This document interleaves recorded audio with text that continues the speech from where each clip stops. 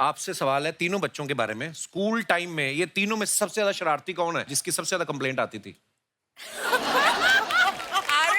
तो मुझे नहीं कहना चाहिए, जी बाबा। नजर आ जाता है कि कौन शरारती रहा हो।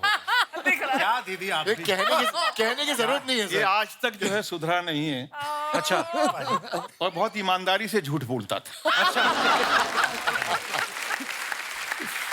इसके वो हाथ अंदर कैसे जोड़ रहा है जैसे इलेक्शन जीत गया? धन्यवाद। मान ही नहीं करी था जी बस। और रहा प्रतीक का सवाल, प्रतीक जिस स्कूल में जाता था कोशिश ये करता था मैं यहाँ से कैसे निकल जाऊं। क्यों? दरअसल पढ़ने में बहुत होशियार था।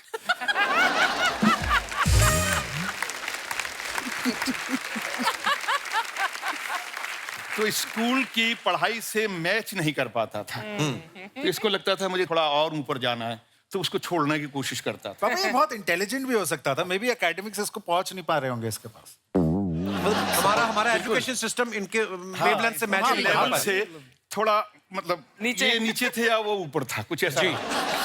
बाकी रहा जूही का सवाल, तो जूही के लिए तो मैं बस इतना ही कह सकता हूँ कि इसने कोशिश ये की कि अच्छा पढ़ी भी, लेकिन कहीं ना कहीं अलग अलग चीज़ों में जाती रही। फिर ये इसने निफ्ट किया, फैशन डिज़ाइनिंग की, और उसके बाद में मुझे लगा ये फैशन डिज़ाइनर बनेगी। फिर इसने लगा इसको कि नहीं मैं फिल्मों में जाऊँगी। फिल्मों में जाने का फिर नहीं मैं थिएटर करूँगी। अच्छा। तो अब चलो ठीक है, अब फिल्में और थिएटर दोनों कर रही है, थैंक्स टू ईमान।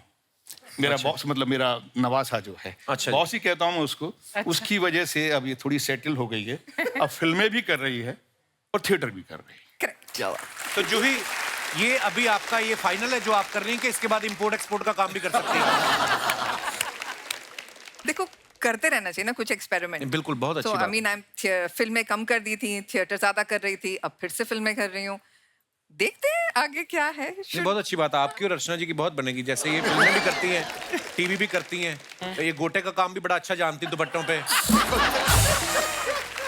अभी रिसेंटली इन्होंने मेहंदी लगाने का काम भी शुरू किया है। प्रतीक, स्कूल में क्या चीज थी जो आपको तंग कर रही थी? सर पढ़ाई।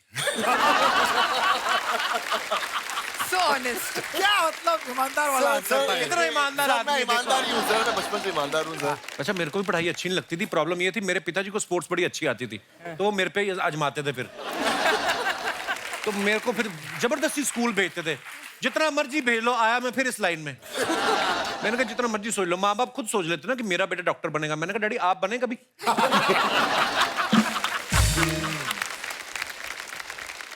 अब दाल और चावल मिक्स करेंगे, खिचड़ी बनेगी ना, पिज्जा तो बनेगा नहीं। तो उस हिसाब से।